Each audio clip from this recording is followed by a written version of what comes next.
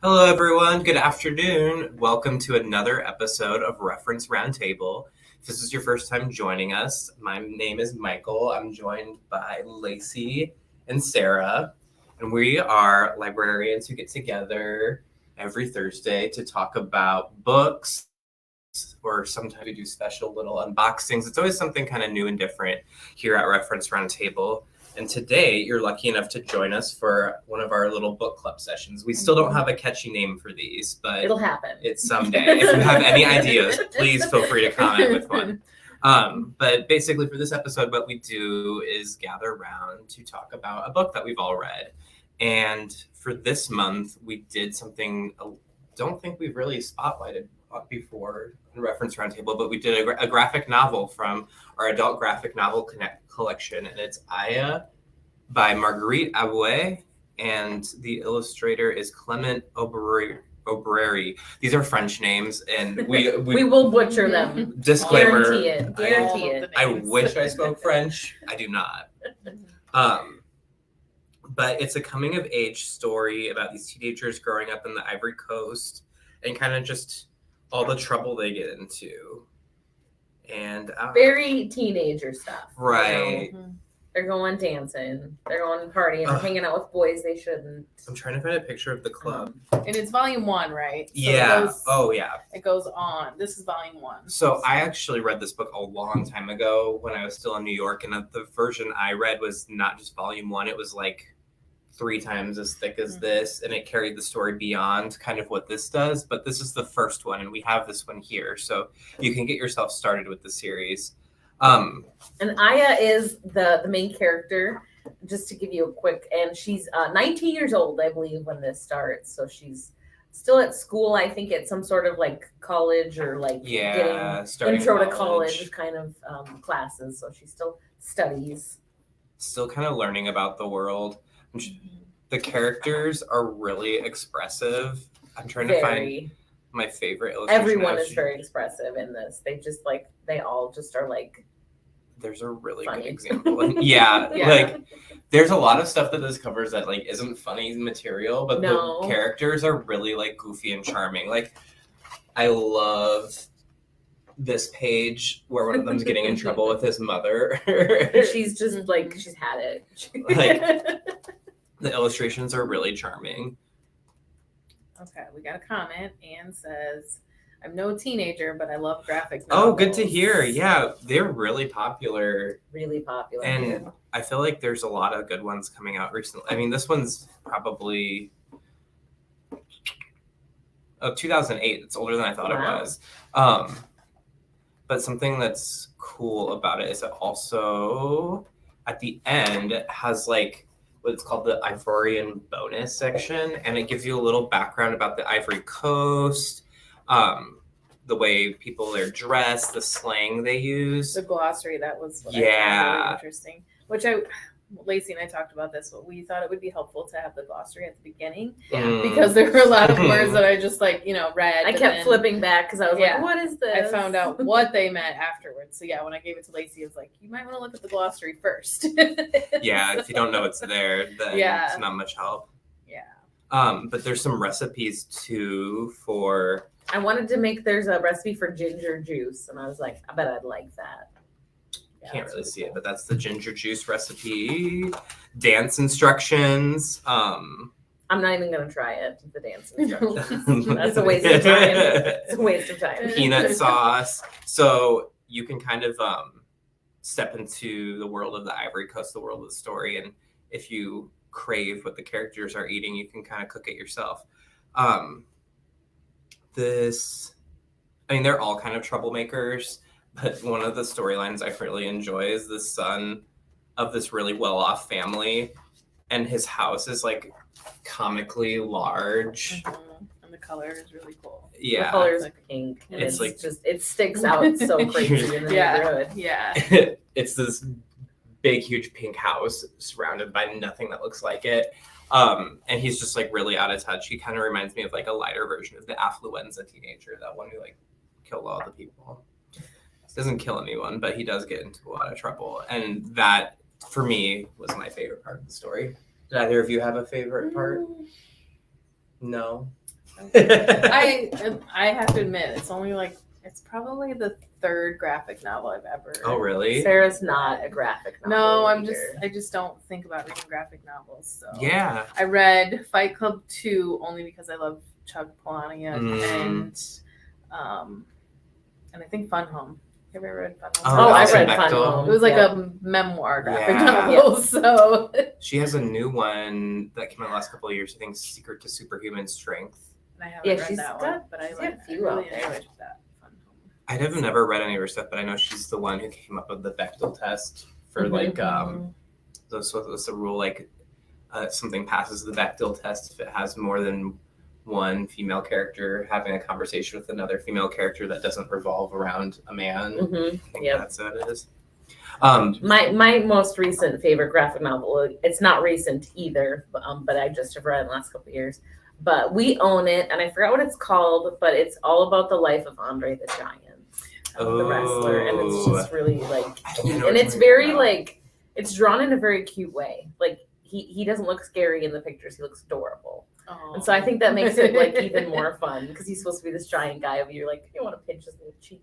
I think a recent trend in graphic novels too are graphic novel adaptations of classic novels. Yep. So if there's a classic that you've never gotten around to reading and you're not sure you really want to sit down and put that much mental energy into it per se, there's To Kill a Mockingbird has a newer graphic novel adaptation, Diary of Anne Frank, Kindred by Octavia Butler. A lot of these books that people have loved for forever are just now getting these graphic adaptations, which is almost the next best thing to a movie adaptation, I think, because it puts images to it. And reading a graphic novel, we learned about this in library school. I forget the exact words that we used, but it activates different parts of your brain and different people talk about how reading fiction builds empathy.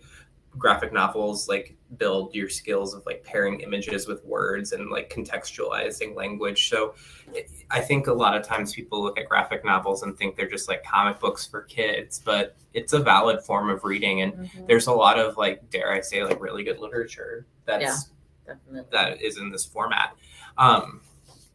And we have quite a few graphic novels, and that's not to say we don't have the comic books too. If you want to read the Avengers or Batman, Superman stuff, we have lots of that. Lots of that as well. We have a lot of manga too. Yeah, a really good manga collection.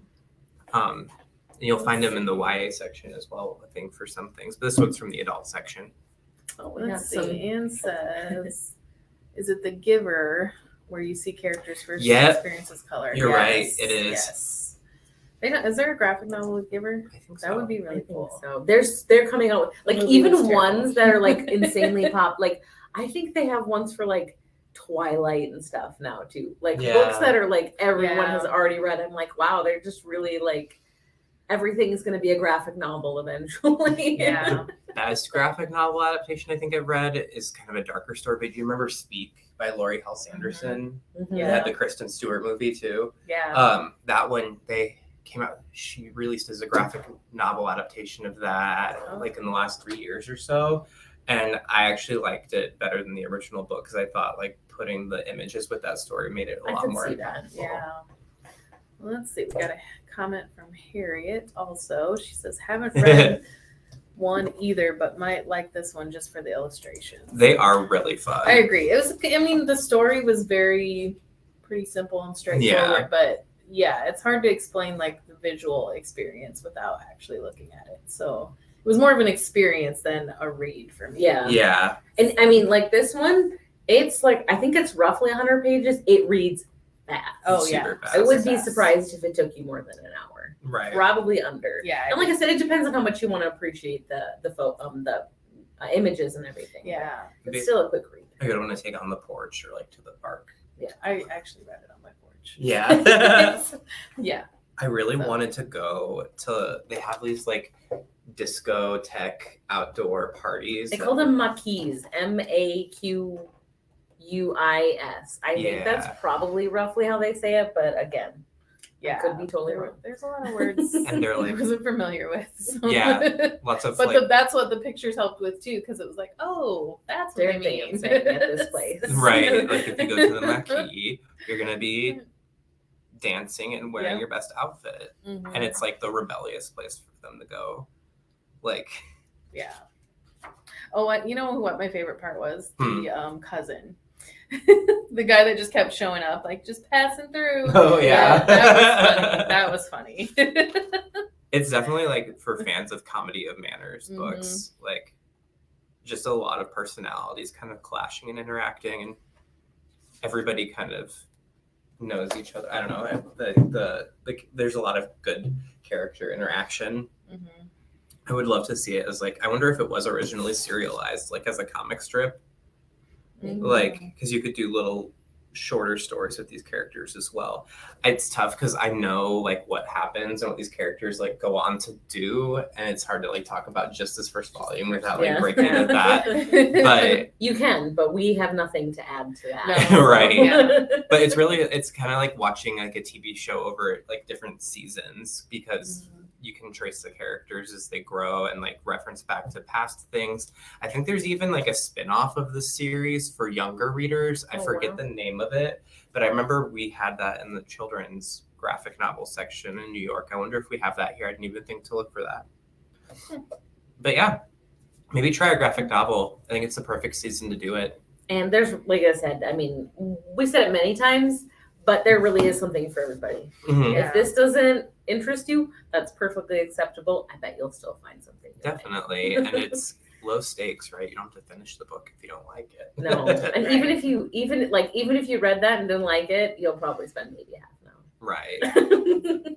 You won't feel like I wasted so No. much time. Yeah. So Speaking of not wanting to waste time, originally uh-oh. we're gonna share some Divulging it. details here. We're gonna share some personal details. so we were going to be discussing a different book.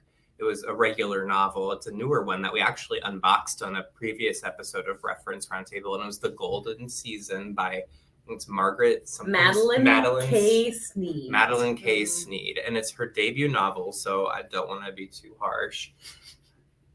It wasn't very good. But we didn't end up talking about it, so I mean, every book has its reader. I didn't finish it because I didn't want to. I also didn't finish it. I finished it. That's because Sarah's much better. She's a fast reader. Well, I don't know. I just like to get things done. It was more Friday night lightsy than I thought it would be. It was very like there was a lot of football. Lots of football. Lots of Texas, lots of religion, Mm-hmm. and lesbians. Yep. So it was the one, if you remember, about the dad who's becoming the head football coach at the small town Texas high school. And I guess this Texas high school football coach position has some kind of morality clause to it. It seemed like, I don't know where. It was more like they don't want any scandal. Yeah, and I they guess don't want any like an scandal, unwritten kind of code. Right. Like, and in 2022, in this small Texas town, according to the world of this book, it's scandalous to be related to a lesbian. And his daughter comes out to him, and there's this big, huge production where he kicks her out of the house. Her parents are really cruel to her. It's kind of like every like queer person's nightmare in terms of how they react, which kind of makes it sound more exciting than the book turned out to be, because it was just, I don't know. Yeah, I was gonna say it wasn't really a big production. Right. No, it It's really very wasn't. just like you should probably go. Right. Like I think he told her that she's going to hell and closed the door and locked her out, and that was early on in the book. But then I don't know, just not a lot happened. It was kind of surface levelly, and we kind of realized, I mean, I didn't know what I would have to say about it. I mean, all due respect to Ms. Sneed, I don't have a book out, and I'm sure there's somebody out there who probably loves it. For me, it wasn't like poorly written. It just, I was not into how it was written, if that makes sense. Like nothing about the scenery really grabbed me. I don't know, maybe that was because it was all in West Texas and I just didn't feel any sort of draw. You know, it was just summer and it was hot. A quick read. Like, that's I don't feel like I wasted too much time on it because it was a quick read and it was fun. I feel like family dramas, and I would guess, I've never watched Friday Night Lights, go figure, but I would assume if you enjoyed that, you would enjoy this book. And maybe if you're a Texas reader from Texas, If It's a some lot part of of this Texas. story like speaks to you, Right. You maybe If wanna could give it a relate shot, to a part of but- it. Yeah. But we ended up, I mean, Lacey and I didn't finish it. I think I got 40% of the way through according to my Libby app, and I had a moment like, maybe we'll switch up what we do, which was kind of a blessing in disguise because we got to highlight a graphic novel, which yes. Yeah. I liked that better. It was something different. something different, something that some people probably just don't even realize that we have. And I think, can you get graphic novels on Libby as Yep. well? Yeah. So if you're more of like an online user of the library, you check out stuff through your phone or your tablet or whatever, you can still use graphic novel or still access graphic novels in the collection. It's they're, it's not something you have to have the physical copy in order to read, just like any other book. So Yeah. What's next week? I don't know yet. I don't think we haven't We haven't really decided. we don't have a plan yet. Huh. So So next week, we won't be. I won't be here next week. So I guess Oh. it's up to you guys. Maybe we'll have to do like an interview or something. We'll figure something out for you. But it'll be different next reference roundtable. We won't be doing another book until next month. And I think it's going to be It's my pick. your pick. And should we announce it in case anyone wants to read along? Sure. We're going to read The Three Girls from Bronzeville by Dawn Turner Trice. Or Dawn Trice Turner. I can't remember which way it goes. But I did check it out on it as well. It's a really good book, so I hope you guys like it. I think we'll have a Cool. lot to talk about. Yeah. So it's a memoir. We haven't done a memoir yet. Nice. So I think it'll be a good one. So if you want to read along with us, you So can yeah, check about a out- month or maybe even a little bit more, but we'll be doing that in August, which is weird to say. I know. Yeah, it really is. Well, in the meantime, we're going to put Aya back up on the shelf now since we've all finished with it. So if you're interested, you can place a hold on it today. Check it out. Like Lacey was saying, it's a really fast read. It's kind of just a nice one to it's a book you could pick up after a long day and still devote your attention to. It's a fun read. It still covers like some heavy stuff, but I don't know. It's a little bit of everything. And I think there's something in this that would appeal to everyone, which is why I think it's a good graphic novel to focus on if we're talking about that part of the library's collection. So try this one or a different graphic novel. Yes. And we will be back same time next week. Well, two out of the three of us will. So you'll Yep. see whatever Lacey and I cook up to show you next week on Reference Roundtable. But until then, just keep on reading, Sioux City. See See you later.